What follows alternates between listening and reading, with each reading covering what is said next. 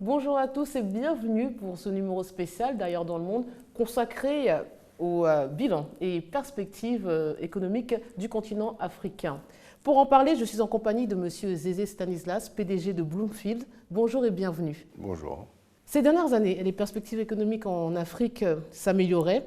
Quelles étaient finalement les prévisions pour l'année 2020 et 2021 avant l'avènement du coronavirus?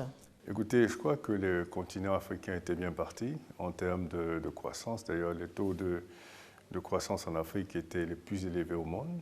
Donc, vous aviez une tendance de progression en réalité dans le développement des pays africains.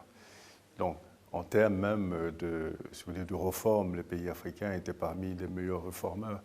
Donc, les pays africains étaient vraiment dans une tendance évolutive et une tendance positive. Et vous aviez dans beaucoup de pays une certaine participation de la jeunesse, de la population. On sentait vraiment un certain engouement qui a été malheureusement freiné net par la pandémie de coronavirus. Alors, est-ce qu'on risque la décroissance cette année à cause de la Covid-19, notamment en Afrique de l'Ouest et centrale? Ben, c'est déjà le cas. C'est déjà le cas. Les prévisions des croissances cette année sont un peu alarmantes, je veux dire. Vous prenez en Afrique de l'Ouest un pays comme la Côte d'Ivoire qui faisait en moyenne 8%, aujourd'hui estimé à 1,8%, et ça va certainement continuer à baisser. Et je crois qu'on se rend bien compte que l'impact économique est l'impact économique est beaucoup plus important que l'impact sanitaire, même si on a une certaine recrudescence en termes de conséquences sanitaires qui est en train de se produire maintenant. Alors, quels sont les secteurs d'activité qui sont finalement les plus touchés par cette crise sanitaire et ceux qui arrivent à faire face?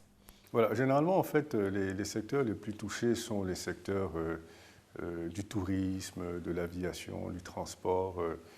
Mais sachez ici également que tous les secteurs finalement sont touchés parce que quand vous êtes restaurateur ou quand vous êtes hôtelier, si vous fermez votre hôtel, que vous n'avez pas de revenus, vous ne pouvez pas payer vos fournisseurs qui aussi seront impactés. Donc évidemment, tout le monde s'est impacté à un moment donné. Ceci dit, pendant cette pandémie, il y a des secteurs qui ont tiré un profit extraordinaire, tels que l'industrie pharmaceutique, avec les médicaments, avec les vaccins. Donc évidemment, vous avez aussi l'industrie du digital, hein, les grands comme Google, Apple, Amazon et tout ça. Amazon pour les livraisons, et puis Google, tout le reste pour tout ce qui est digital, travail à distance et tout ça. Donc évidemment, la télécommunication, ce sont des secteurs qui ont pris beaucoup d'essor dans cette pandémie, et d'ailleurs qui ont transformé aussi et qui vont transformer la façon de faire désormais des gens. Peut-être qu'il y aura beaucoup plus de télétravail désormais que de travail en présentiel. Et c'est en ça qu'on voit que cette pandémie va obliger les gens de repenser leur façon de faire les choses, que ce soit de voyager, que ce soit de travailler. Vous avez cité deux secteurs qui finalement concernent plus les pays occidentaux, en tout cas c'est eux qui les dominent. L'Afrique ne veut pas en bénéficier, que ce soit au niveau des télécommunications, les géants, les GAFA ne se trouvent pas sur le continent africain, ainsi que l'aspect... Ouais, peut-être que c'est l'opportunité pour les Africains justement de repenser leur modèle économique et de voir justement que ces secteurs-là sont des secteurs très profitables et il va falloir mettre l'accent sur la recherche et le développement qui permettent justement à aboutir à développer ces secteurs-là. Et repenser également les secteurs, repenser le modèle économique dans ce sens où favoriser des secteurs comme l'industrie pharmaceutique pour pouvoir être indépendant vis-à-vis de l'Occident. Vous voyez bien aujourd'hui que toutes les discussions et toutes les négociations de vaccins ne concernent que l'Occident et les pays émergents. L'Afrique, on a comme l'impression que l'Afrique est en train d'attendre que tout le monde entier soit vacciné. Et s'il y a des reliquats de vaccins, on les emmènera en Afrique, ça pose problème. Vous avez quand même quelques pays en Afrique qui tirent leur épingle du jeu, le Maroc, l'Afrique du Sud et des pays comme le Botswana, qui sont des pays quand même avancés, le Rwanda, dans cette logique-là. Mais le reste de l'Afrique, d'ailleurs, non seulement ils subissent, mais ils n'en parlent même pas.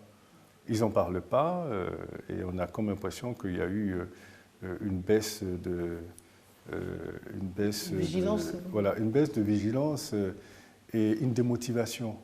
Ou alors peut-être que la première vague, qui n'a pas été une vague dangereuse, a tellement conforté les leaders africains que cette deuxième vague qui arrive et qui est meurtrière, et qu'on voit d'ailleurs, et qui commence à poser de gros problèmes, on n'a pas l'impression qu'il y a une prise de conscience, on n'a pas l'impression qu'il y a des efforts qui sont faits pour encourager les gens si vous voulez, à motiver les gens à respecter les mesures barrières. On entend très peu de leaders en parler. Personne n'en parle et c'est un peu curieux, mais ça aura malheureusement un impact sur l'Afrique. Mais sachant que lors de la première vague, tout le monde avait salué le comportement des États africains qui on avait dit d'être... Ils étaient réactifs en fait, ils ont fermé les frontières rapidement, ils ont pris certaines mesures sans aller jusqu'au confinement total. Non, mais c'était normal parce que ça venait de commencer, personne ne savait vraiment de quoi il s'agissait, donc les mesures étaient prises pour se rassurer que justement il n'y ait pas d'évolution de cette pandémie-là. Les réactions étaient rigoureuses, étaient très bien, étaient applaudies. Mais après, c'est un relâchement total. Aujourd'hui, ce qu'on constate, c'est un relâchement total et c'est bien dommage parce que aujourd'hui, l'Afrique va commencer à subir de plein fouet les conséquences sanitaires et malheureusement, elle n'a pas la capacité de résilience justement contre cette progression sur le plan sanitaire.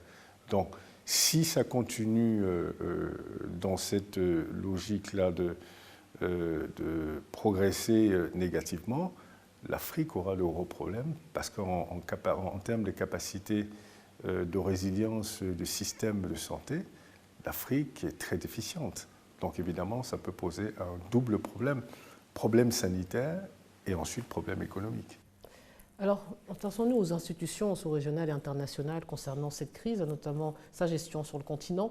Et sous la direction de Cyril Ramaphosa, l'Union africaine a joué un rôle central dans la gestion des efforts déployés sur le continent pour circonscrire l'impact sanitaire et économique de la Covid-19. Et en mettant sur pied le groupe de travail africain sur le coronavirus en coordination avec l'Organisation mondiale de la santé, quelles sont les solutions économiques apportées par cette institution? Justement, et c'est ça le problème, on ne les voit pas, on ne les sent pas. Il n'y a pas de communication, si vous voulez, active de ces différentes structures panafricaines. Si vous voulez, une fois en passant, elles font des sorties, mais on ne les sent pas réellement, ou alors elles font des choses, mais on ne le sait pas. Parce qu'à la fin de la journée, il ne s'agit pas de faire des choses en cachette, il s'agit de les faire et de montrer qu'on les fait pour justement encourager. Je suis sûr qu'ils font des choses, mais j'avoue qu'ils ont été très absents si vous voulez, sur le plan de communication de ce qu'ils font, de montrer la coordination qu'ils font entre les différents pays sur le continent pour pouvoir justement combattre cette pandémie. Et d'ailleurs, de combattre aussi les conséquences économiques de cette pandémie, parce que depuis l'avènement de cette pandémie, des millions et des millions, des centaines de millions d'ailleurs d'emplois ont été supprimés dans le monde entier. Des milliers ou même des millions d'entreprises ont fermé leurs portes. Et d'ailleurs, l'Afrique est celle-là qui subit de plein fouet justement la perte des emplois et la perte des entreprises, parce que la capacité des pays africains quant à soutenir de façon continuelle les PME est beaucoup plus faible que celle des pays occidentaux qui continuent à soutenir financièrement les entreprises. Les pays africains l'ont fait de façon ponctuelle. Et aujourd'hui, ces financements-là ne continuent pas nécessairement. On va s'intéresser au moratoire. Il y a 9 mois, un moratoire sur la dette, c'est-à-dire donc une suspension du paiement des intérêts de la dette a été décidé par le G20, donc les 20 pays les plus riches, pour les pays les plus pauvres. Mais ce moratoire, il va bientôt s'arrêter. Alors, qu'est-ce qu'on fait l'année prochaine? Qu'est-ce qui va se passer concrètement? Écoutez, je crois qu'il y aura certainement des discussions là-dessus. Je crois qu'aujourd'hui, on s'est rendu compte que même les pays occidentaux sont dans une logique d'éclater les déficits budgétaires. Je crois qu'aujourd'hui, les règles des déficits budgétaires sont, les 3%, pour l'instant, sont mis de côté pour permettre aux États justement de pouvoir faire face à cette pandémie. Il y aura certainement des discussions avec les bailleurs de fonds. Les pays africains vont certainement rentrer dans cette logique-là. Les pays africains sont dans une situation un peu plus difficile parce qu'ils vont continuer à s'endetter. Évidemment, c'est nécessaire pour pouvoir faire face à toutes ces dépenses et toutes ces obligations. Sauf qu'après, il va falloir rembourser. Et c'est à ce moment-là que ça posera de gros problèmes parce que déjà, beaucoup de pays africains ont des services de la dette qui sont très élevés et qui en réalité représentent un pourcentage très élevé vis-à-vis de leurs ressources, de leurs revenus. Donc évidemment, plus de dettes va engendrer un service de la dette beaucoup plus élevé. Donc évidemment, les conséquences seront catastrophiques. Mais là, ils n'ont pas spécialement le choix. Et je crois qu'ils vont certainement négocier un autre moratoire pour reporter les échéances, si vous voulez, réaménager leur dette. Mais ils seront dans l'obligation de continuer d'emprunter. Là, on parlait de l'endettement du continent africain. Vous parliez aussi de l'endettement des pays occidentaux. Quelles sont les conséquences pour eux? Même s'ils ont peut-être plus les moyens de leur ambition que nous, quelles sont les conséquences en réalité, à l'international, évidemment, ils vont continuer à s'endetter, avoir des dettes colossales, mais évidemment, ils ont la planche à billets. Donc évidemment, ces pays peuvent refinancer leur économie par différents mécanismes. Et cette flexibilité, les pays africains, malheureusement, ne l'ont pas. Et ces pays sont aussi des pays développés qui ont une grande marge de manœuvre en termes de générer de la richesse. Et cette marge de manœuvre, les pays africains ne l'ont pas. Donc évidemment, à la fin de la journée, les pays africains seront ceux-là qui devront subir de plein fouet les conséquences de cette pandémie-là. Pour faire face à cette terrible crise sanitaire et économique, la Banque mondiale va déployer jusqu'à 160 milliards de dollars dans l'année, dont 50 milliards juste pour les pays revenus faibles, dont la plupart se trouvent en Afrique subsaharienne. Cela semble, en tout cas, n'est-ce pas insignifiant comparé aux 3 000 milliards de dollars que demande le secrétaire général des Nations Unies, Antonio Guterres, pour les pays pauvres?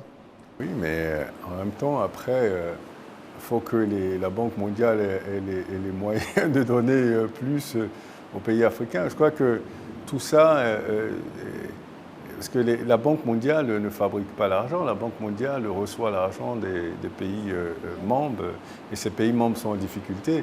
Donc on va présumer que la Banque mondiale est aussi limitée dans ses capacités à aider les pays africains. Mais tout ça me ramène à dire qu'il faut que les pays africains sortent de ce paradigme-là, d'attendre toujours que quelqu'un les aide, d'attendre toujours que ce soit d'autres gens qui trouvent des solutions pour eux.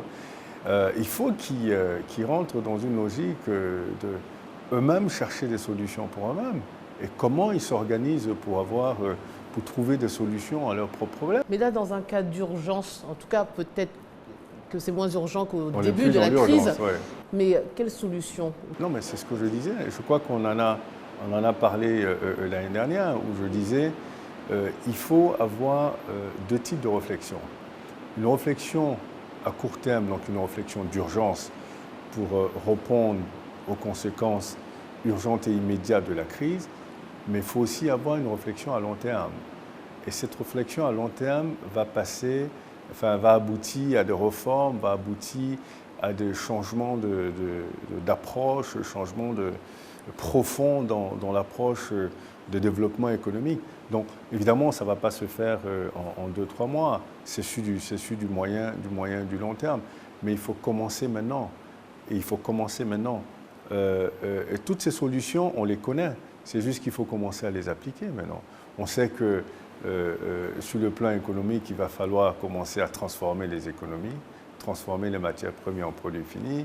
Il va falloir diversifier les économies. Quand on a des pays qui ont une seule, des économies de rente, des économies pétrolières, qui, dès qu'il y a une crise dans le secteur, sont complètement aux abois.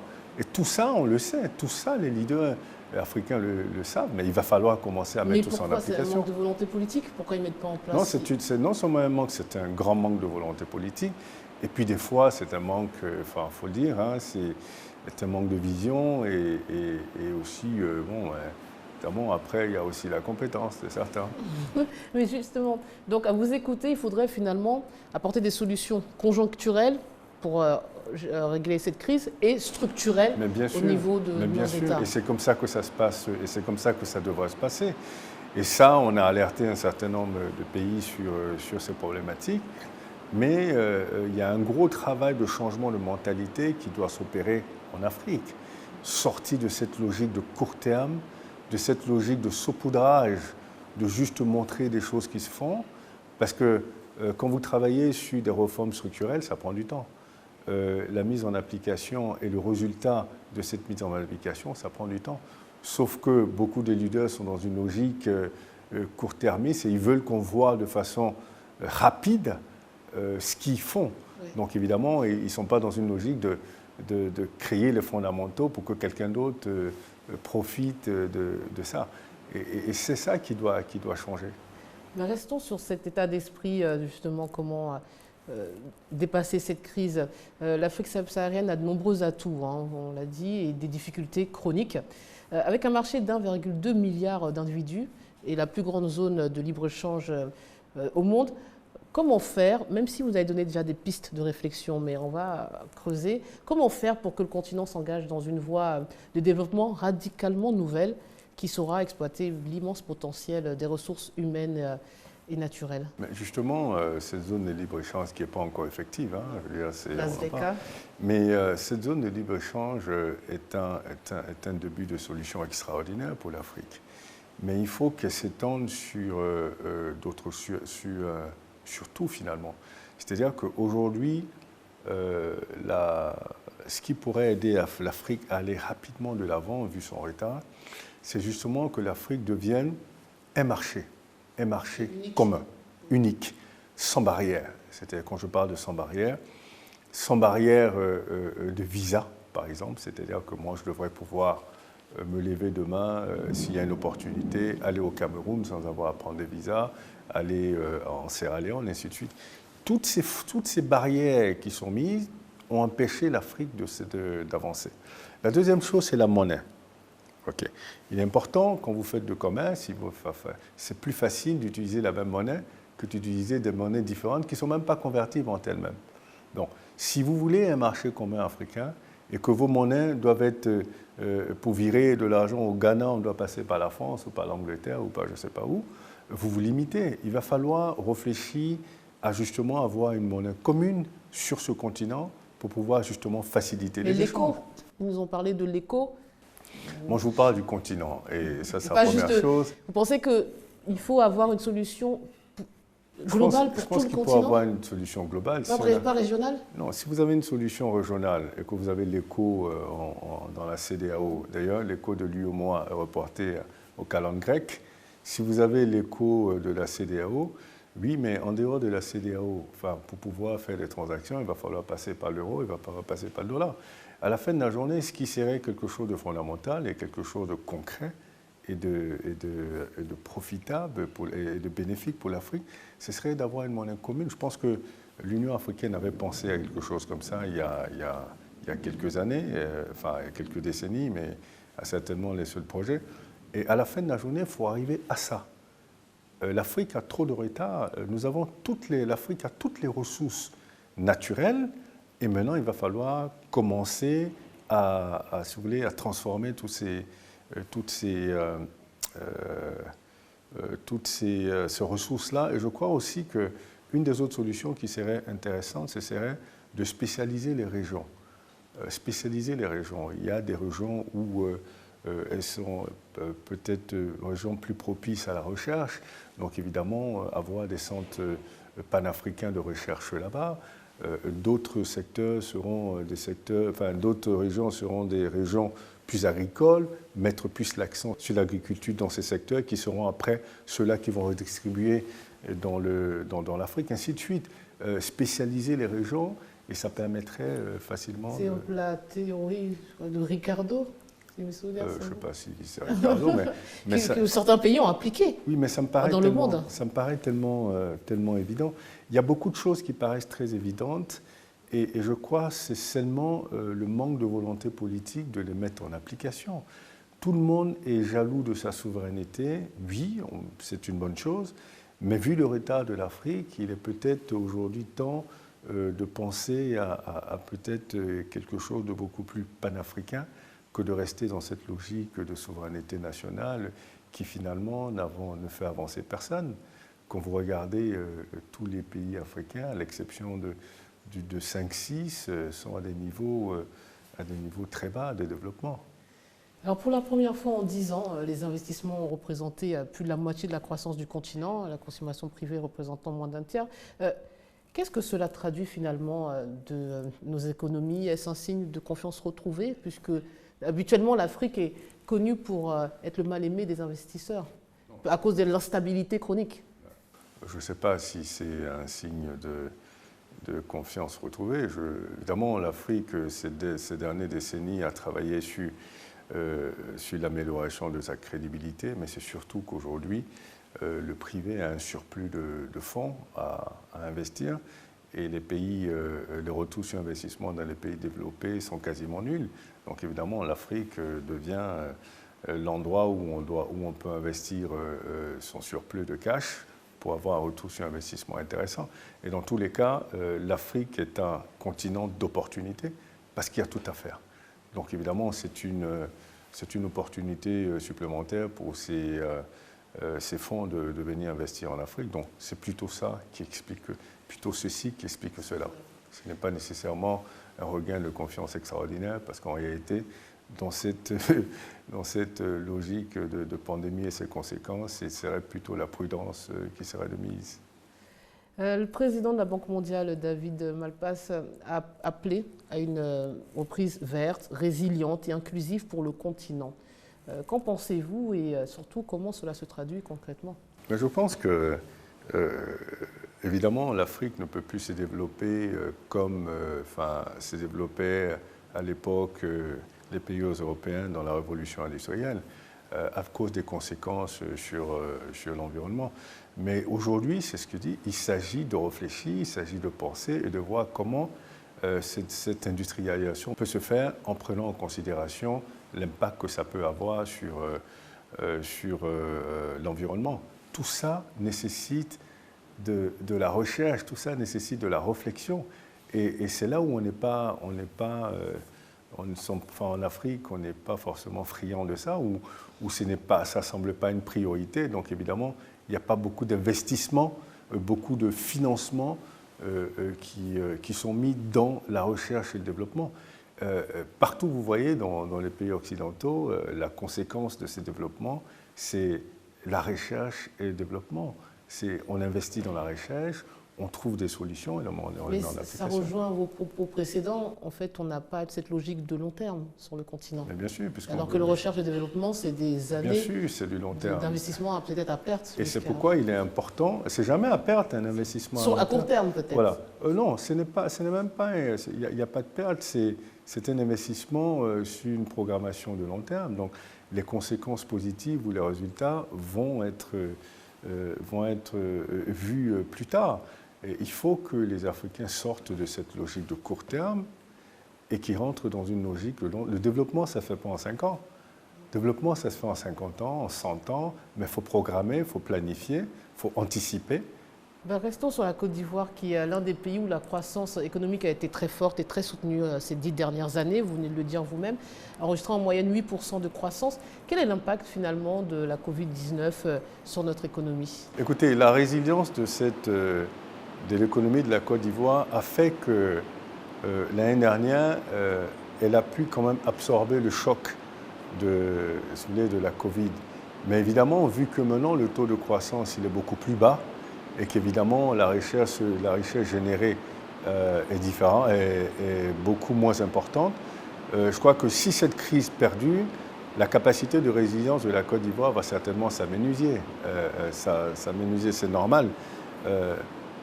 Et je crois que c'est là où, justement, il va falloir repenser tout ce qu'on a dit tout à l'heure sur le système économique et tout ça. Mais il y aura certainement un creux. Et ce creux, ce sera le temps que la Côte d'Ivoire mette en place un modèle économique qui soit beaucoup plus fort, beaucoup plus résilient. Mais en sachant que la Côte d'Ivoire, à la base, économie diversifiée, avec un secteur privé qui est assez solide. Mais évidemment, si cette crise perdure, les fondamentaux qui étaient déjà établis vont certainement perdre de leur solidité. La Covid-19 a entraîné, on le sait, un ralentissement important de l'activité économique en Chine, aux États-Unis et dans l'Union européenne et dans d'autres pays dans le monde. Maintenant, actuellement, plusieurs pays reconnaissent une deuxième ou voire une troisième vague de coronavirus. Est-ce qu'il y aura un effet boomerang? Est-ce que finalement les conséquences seront plus dramatiques que celles prévues initialement pour 2021? Il me semble, oui, parce que les deuxièmes vagues et les troisièmes vagues n'étaient pas anticipées dans les premiers calculs. Et aujourd'hui, évidemment, sont pris en considération. Vous regardez des pays qui sont encore en train de décaisser parce qu'ils sont obligés de reconfiner leur population. Donc ça veut dire qu'évidemment, on ferme le business, on ferme l'économie, on ferme les frontières. Donc on referme l'économie. Donc s'il y a une troisième, une quatrième vague, évidemment, plus il y aura des vagues, plus les conséquences seront terribles. Et je crois que même si la pandémie, sur le plan sanitaire, s'arrête en 2021, les conséquences économiques vont certainement aller sur 2025, 2026, 2027. Ça prendra beaucoup de temps pour revenir à la normale. Mais est-ce qu'il ne faudra pas repenser l'économie, pas que sur le continent africain, mais de manière globale, puisque vous le dites, vu que ça modifie le mode de fonctionnement et le quotidien des Occidentaux, le confinement, le télétravail, est-ce qu'il ne va pas falloir repenser le modèle économique sur le plan? Bien sûr, ils vont repenser, enfin tout le monde va repenser son modèle économique et s'adapter à la nouvelle donne. Ce qu'il faut que les Africains, eux, réfléchissent aussi à leur propre, organisent leur propre réflexion. Il ne faudrait pas qu'ils attendent que les Occidentaux réfléchissent, qu'ils mettent en place et après qu'ils viennent leur dire ce qu'il faut faire. Il va falloir aussi, dans cet élan, mettre en place leur propre réflexion et sortir leur propre modèle. Et trouver des solutions peut-être mieux adaptées. Non, des solutions qui soient adaptées à nos réalités. Nous sommes dans un monde global, mais des solutions qui soient aussi dans cette logique de globalisation. Mais il est important quand même que les solutions soient déjà des solutions locales, régionales, continentales, pour renforcer la résilience de nos économies et aussi positionner nos économies de sorte à ce qu'elles soient des économies concurrentes. C'est la fin de cet entretien. Merci beaucoup, Monsieur Zézé Stanislas, de nous avoir reçus et d'avoir répondu à toutes nos questions. Merci. Merci. C'est la fin de cette émission. Merci de nous avoir suivis. Bonne suite des programmes sur RTI 1.